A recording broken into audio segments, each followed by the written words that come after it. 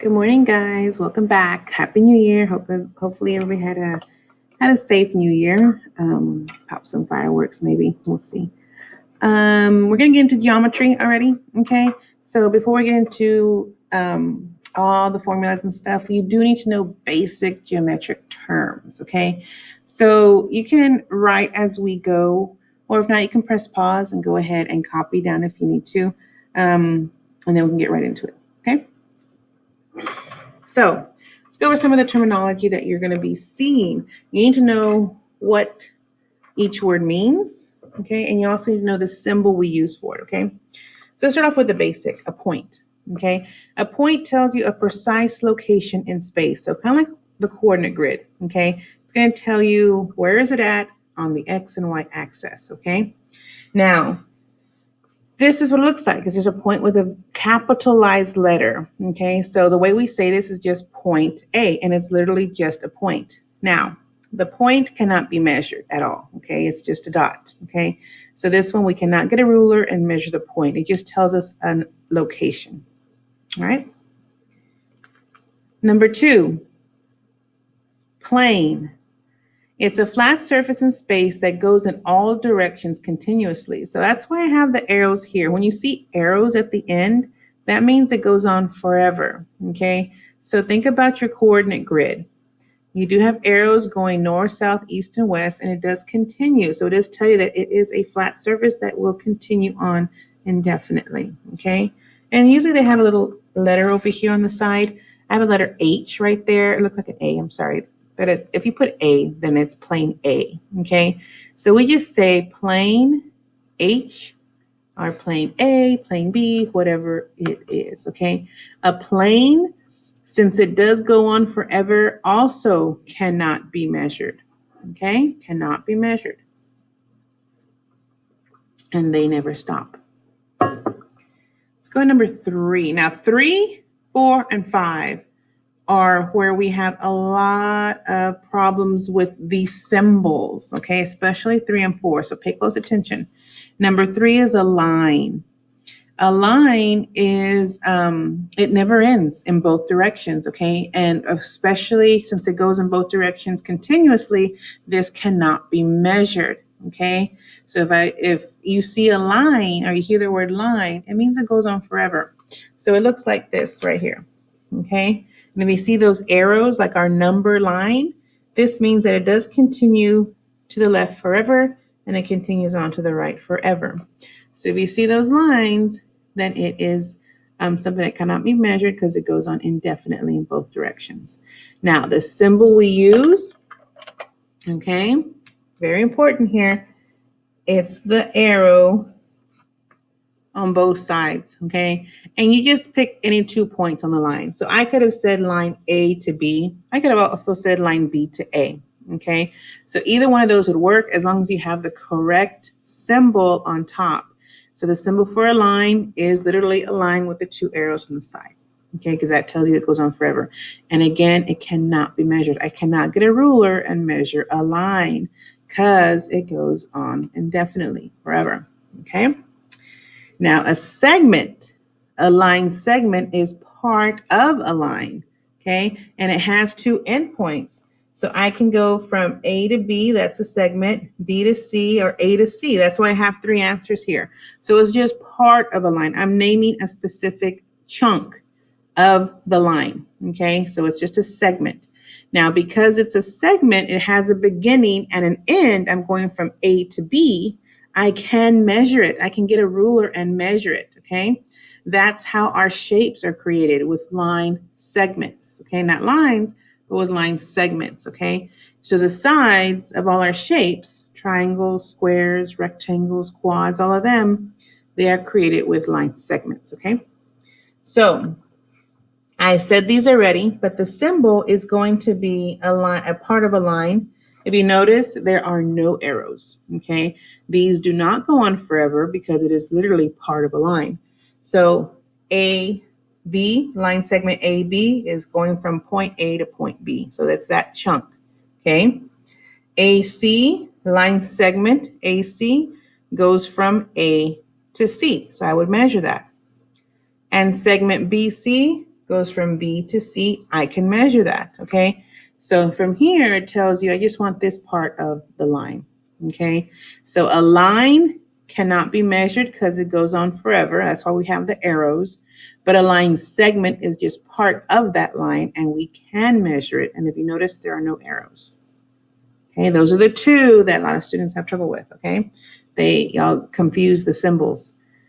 So make sure you use these definitions here, your notes on the assignment you'll be doing for today, okay?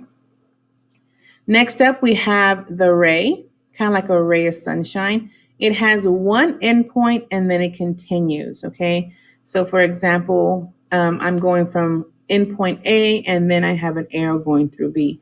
So if we look at this example up here, if I want to name a ray, I can say starts at point B and continues on. Starts at point A and continues on. I can go the opposite direction. Starts at point C and continues on, okay? Sorry. Starts at point B and continues on, all right? But the main thing here is that you're gonna have one endpoint. It has a beginning, but it has no end, okay? So like I was saying, your rays of sunshine, you know, the rays start off at the sun and then just come down forever, okay? It goes all the way through. So how do we do the symbol? It looks just like this, okay? It has an endpoint, so one of the sides, the left side, is not going to have a arrow, but the right side is. Now, it really does matter which direction you put this in, okay? The symbol has to go this way, but the letters matter. So the endpoint has to be on the side that does not have the arrow, okay? The A does not have an arrow. The A does not have an arrow. Good. And the B does continue on. It goes through B, so that's why my arrow goes this way, okay?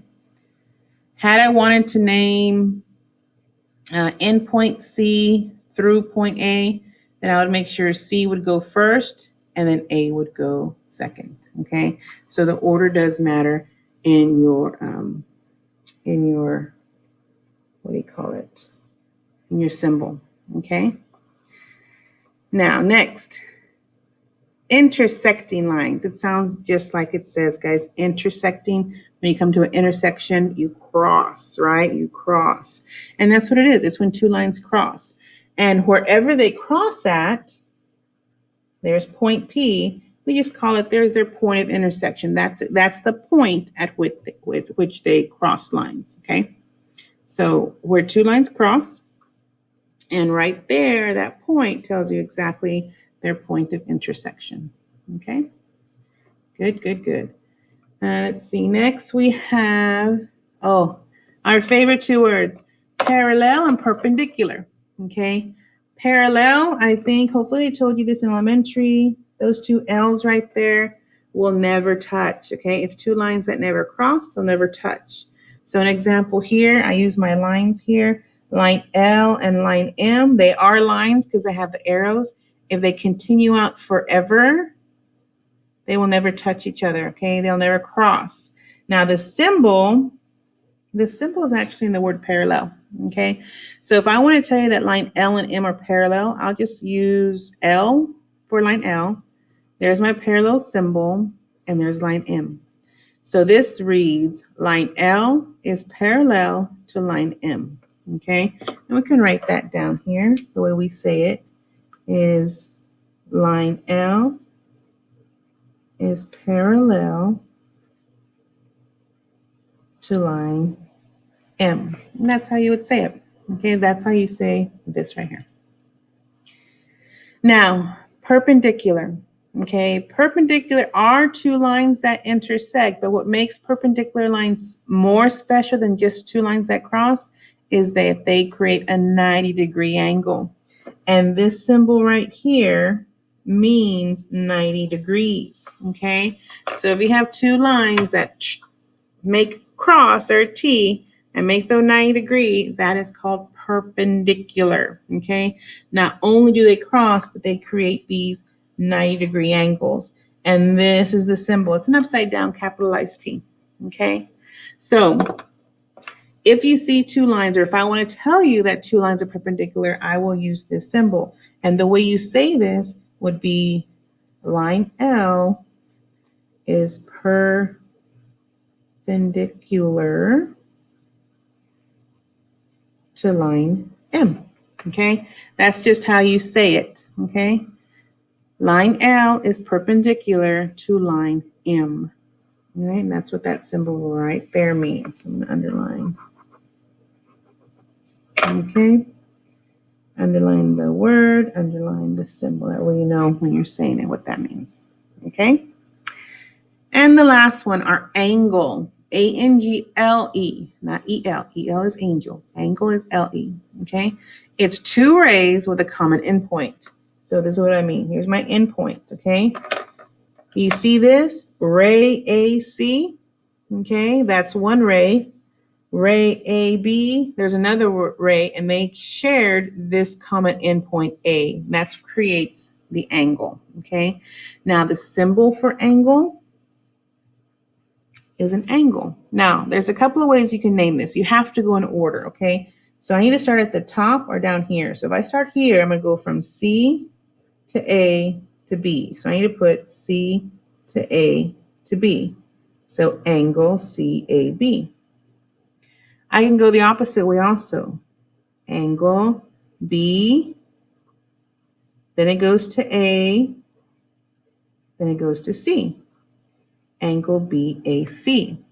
I cannot say angle CBA because C and B do not connect, okay? It's like connecting the dots. There is another way you can name this. I can name it just by the common endpoint, okay? So remember, these are two rays with a common endpoint. And I told you this is where those two rays came together, okay? That's their endpoint. And so I can just call this angle A. I can just call it angle A. Now, sometimes what they do to you is you'll see them put a little number right here, not a degree. If it has a degree, that's something else. It tells you how many degrees are in there. But if we just see a number without the degree symbol, like a 1, 2, 3, or 4, okay, you can also name it like that, angle 1, because that's talking about this angle right in here. So if you see a number, okay, that does not have a degree symbol, it means that they named the angle 1, angle 2, whatever angle they used, okay? So those are definitions. You can always go back and pause where you needed to, okay? We're gonna go ahead and try some out. So I'm gonna give you some pictures and you're gonna go ahead and show me how to label them correctly, okay? So let me get my try it outs ready. You're going to label the following, okay? Tell me the correct labeling for this one, for 3, and for 4, okay? Let's go ahead and press pause, try them out, and then come back and see the answers. All right, number 1, if you notice the arrows here, that tells me that this is a line. So you can just pick 2 points on here. So line A, B, and you could have just done the correct symbol is that way. Now, if you did BA, because I have those arrows, you're fine. Same thing, okay? So either one of those would work, okay? Number 2, this is a ray. Now, this one does matter. So this is the correct symbol. So the letter that has no arrow on its side is letter C, and F does have the arrow. Now, I can't make the symbol go in the opposite direction, okay? It's just a one-way street, okay? So CF is the only answer here, okay? If you put the other way, change it to this way. It's just neater for this one, okay? Number 3, 2 lines that cross, and I see that this is a 90 degree. This means that these are perpendicular. Okay, so I see H and J, so I'm going to say line H is perpendicular to line J. Or you could have said line J is perpendicular to line H. Okay. Number 4, I don't see any arrows, so this is a segment, a line segment.